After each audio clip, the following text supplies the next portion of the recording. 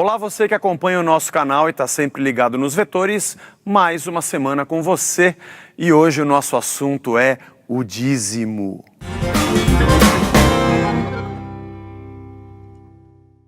Bom, o termo dízimo, seja no singular ou no plural, você vai encontrar 39 vezes na Bíblia. Obviamente a maioria delas no Antigo Testamento. E há muita controvérsia com respeito, talvez não controvérsia, mas há muitas maneiras de se interpretar esse assunto. Vamos falar talvez das duas principais.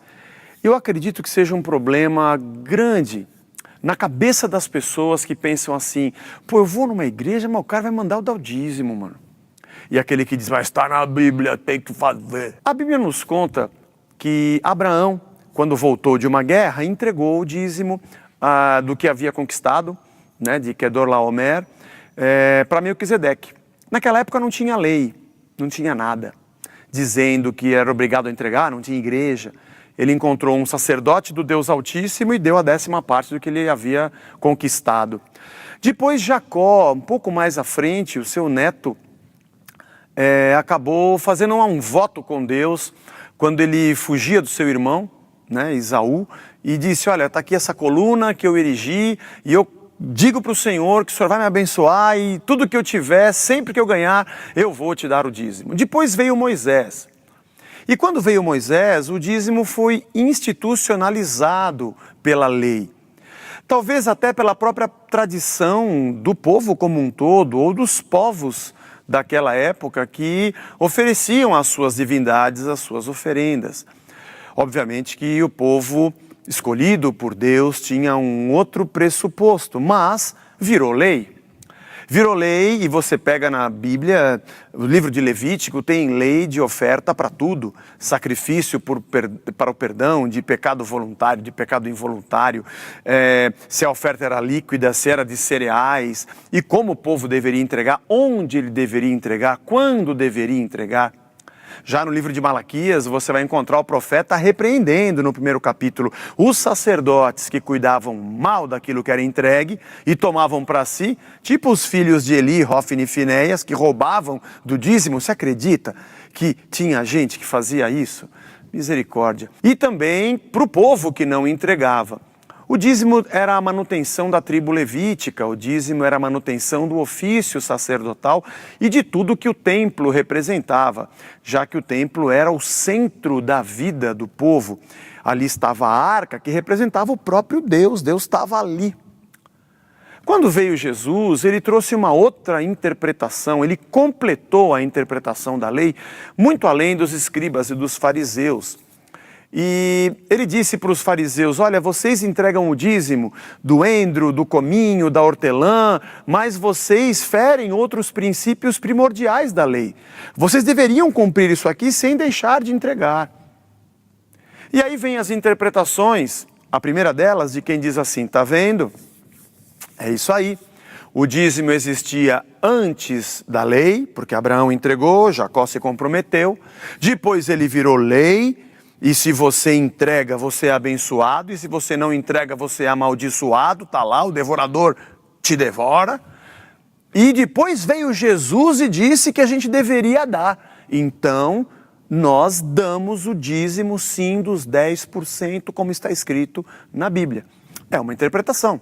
Sabe, nossas diferenças são hermenêuticas, a Bíblia é a mesma.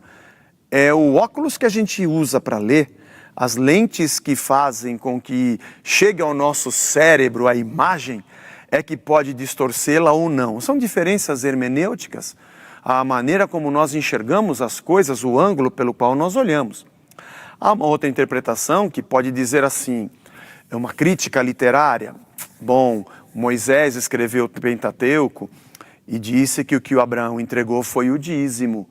Mas quando ele entregou, talvez a gente não sabe se tinha esse nome. Alguém pode dizer que era a mesma tradição oral, mas uma crítica mais ferrenha ao texto pode dizer que quem deu esse nome foi Moisés, que tinha a cabeça da lei quando escreveu sobre Abraão. Alguém pode interpretar também dizendo, olha, Jesus não disse que o dízimo era obrigatório. Ele apenas disse aos fariseus que eles deveriam continuar entregando, mas não deveriam deixar de ter amor e praticar o restante da lei. Afinal de contas, Jesus nunca trouxe obrigação, ele trouxe um novo sentido da lei. Ele trouxe um complemento do significado da lei. Não dá para encaixar Jesus dizendo que você era obrigado a fazer aquilo. Ele não disse isso para nenhuma das outras coisas da lei. É interessante também perceber uma interpretação que diz, olha, mas Jesus, ele estava no meio, na transição da lei para a graça. A sua morte e sua ressurreição, a vinda do Espírito Santo disparou a época da graça, mas naquele momento ele estava bem no meio. Ele mesmo ia ao templo nas orações diárias, ele mesmo cumpria a lei, mas ele era o próprio verbo e a própria lei encarnada. Gente, tem muitas maneiras de você olhar esse mesmo assunto. Eu costumo olhar da seguinte forma, e não vou dizer que eu sou único, não vou dizer que eu estou correto, estou dizendo que é do jeito que eu faço.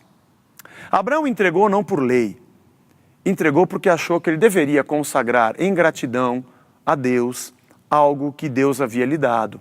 Muito legal. A lei trouxe como uma regra, como obrigação. E num tempo onde o Espírito não habitava nas pessoas, era muito interessante ver uma lei externa para tentar conduzir e balizar um sentimento interno. Mas isso não significa que o homem deveria entregar só por obrigação, mesmo tendo a lei. Você conhece o texto onde um fariseu e um publicano estão orando no templo e o fariseu diz, eu dou o dízimo de tudo que eu tenho, respeito as tuas leis e não sou como esse publicano. E Deus deveria falar para ele, é verdade, você dá o dízimo, você está abençoado. E o publicano bateu no peito e disse, Senhor, eu sou um pecador, me perdoa. E Jesus disse que quem saiu justificado foi o publicano e não o fariseu que dava o dízimo. Jesus, quando disse isso sobre o fariseu, ele não estava dizendo que ele era obrigado a entregar. E Jesus nunca colocou a obrigação em detrimento do sentimento. É muito importante perceber o Novo Testamento, Paulo dizendo que Deus ama aquele que dá com alegria. Porque não damos por constrangimento ou por nenhum outro motivo. Não por obrigação e nem porque queremos alguma coisa. Eu sou mais tendencioso a não usar a lei. Eu acredito que Jesus disse sim que era importante e que nós deveríamos contribuir. O nome para mim não importa, mas eu entendo que o pressuposto na cabeça das pessoas, quando você diz a palavra dízimo, ele já tem uma carga de peso veterotestamentário que o nosso evangelicalismo de hoje torna tão forte. Eu tenho como opção não usar essa palavra, não. Eu não prego o dízimo. Zé, mas e a alíquota? 10%. Dízimo significa 10%. Se você não usa essa palavra, o que você usa então? Bom, eu digo para as pessoas darem as suas contribuições ou fazerem suas ofertas voluntárias. E Paulo disse, eu estou crucificado com Cristo e vivo não mais eu, mas Cristo vive em mim. O escritor de Hebreus também diz que a gente deve entregar o nosso corpo como sacrifício vivo, santo e agradável a Deus, muito mais do que a 10ª parte, parece que é a vida inteira. Então você está querendo dizer que as pessoas têm que entregar tudo? Não. Não estou dizendo isso. Estou dizendo que a nossa vida pertence a Deus. E quando a tua vida pertence a algo, parece que você não faz contas. O seu amor na lei da liberdade te leva a ter um compromisso de vida. É claro que você tem o seu orçamento e você deve ter uma prática de destinar um valor para isso. E você pode me dizer, eu faço 10%. Eu vou te dizer, faça. Cuidado para você não fazer disso uma regrinha e achar que é por isso que você é abençoado. Não é. Todo sacrifício no Antigo Testamento prefigura o sacrifício de Cristo. Eu não sou mais abençoado pelo dinheiro que eu entrego, mas pelo que Ele fez na cruz por mim. Aliás, eu não entrego para que Ele me faça algo. Eu entrego em amor e gratidão pelo que Ele já fez por mim. Não, eu não entrego por aquilo que Ele pode fazer, mas por aquilo que Ele fez. Eu não dou para que Deus se aproxime e me contemple. Ele já se aproximou de mim na cruz, se tornou homem como eu para viver a minha vida. O que eu faço por gratidão. Duas pessoas sentadas na igreja entregam o mesmo valor e podem ter pressupostos completamente diferentes. Uma entrega para ser abençoada e para ter mais dinheiro e a outra porque quer repartir o seu dinheiro.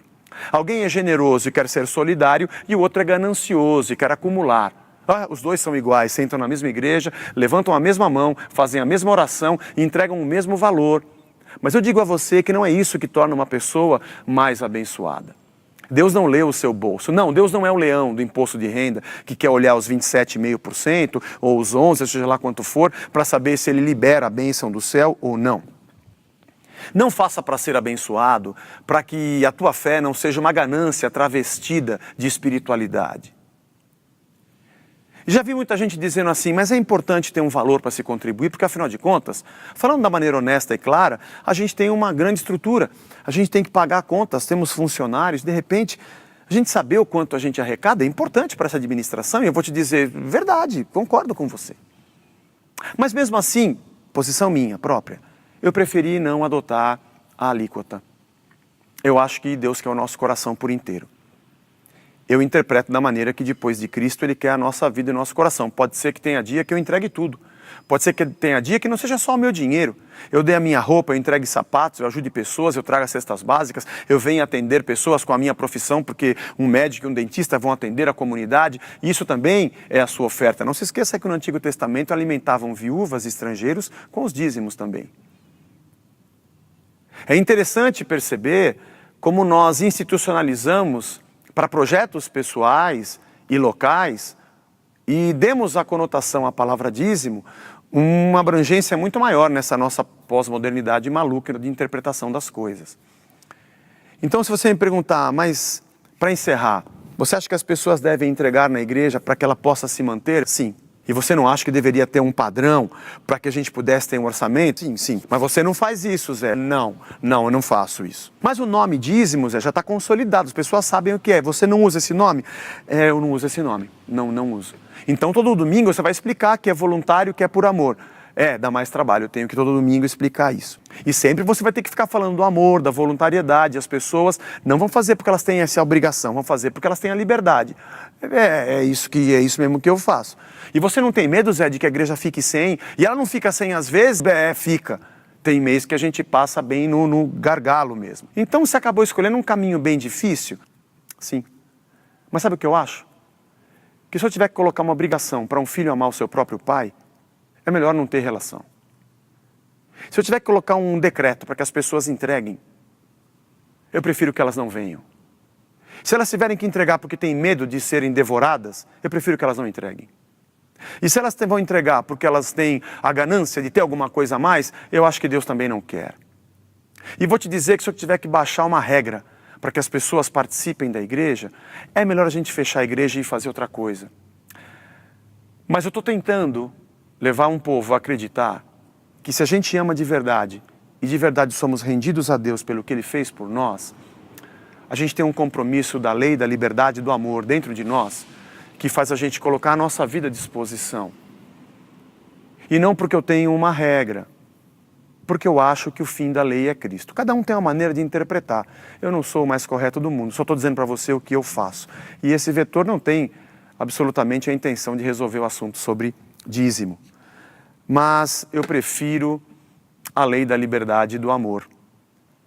Faça como você pensar, mas pelo menos é assim que a gente faz. Valeu! Você que gosta de assistir os vetores, quando você se inscreve no nosso canal, você fica sabendo também de outras coisas que acontecem aqui na casa. As reuniões que a gente tem, as celebrações de domingo, os avisos e até eventos. Inscreva-se e você fica sempre atualizado do que acontece com a gente.